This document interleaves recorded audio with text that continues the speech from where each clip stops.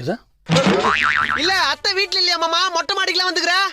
அதுவா, உன் அத்தா வீட்டுக்குள்ள இருக்கனால தான் நான் மொட்டை மாடிக்கு வந்துட்டேன். அட ஏன் மாமா வெயில் டைம்ல இப்படி மொட்டை மாடிக்கெல்லாம் வந்து கஷ்டப்படுற? நான் பண்றது மச்சான், வீட்டுக்குள்ள போனா கட்டினவ தொல்லை தாங்க முடியல. அப்படியா? நீ ஒன்னு பண்ணு, நான் நாளைல இருந்து அத்தையை நம்ம வீட்டுக்கு அமிச்சிரு. நாது இல்ல மாமா, நாளைக்கு நானும் அப்பாவும் வெளியூருக்கு வேலைக்கு போறோம். அம்மாக்கு பேச்சு தொண்டைக்கு இல்லையான்னு சொன்னேன்.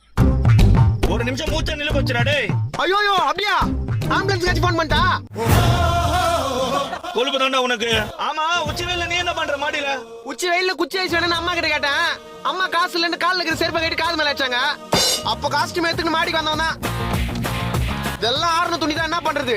கீழே அம்மாக்கு மனசார வரைக்கும் மேல காய போட்டு போ துணியை. சாதாரண குச்சி ஆயிடுச்சுக்காடா. என்ன பண்றது? ஒரு தாய்க்கு பயந்து மொட்டை மாடிக்கு வந்து இப்படி துணியை காய போறதுக்கு பதிலு என்ன உன்ன மாதிரி கட்டின பொண்டாட்டிக்கு நாய் மாதிரி இருந்துட்டு போயிடலான்றியா?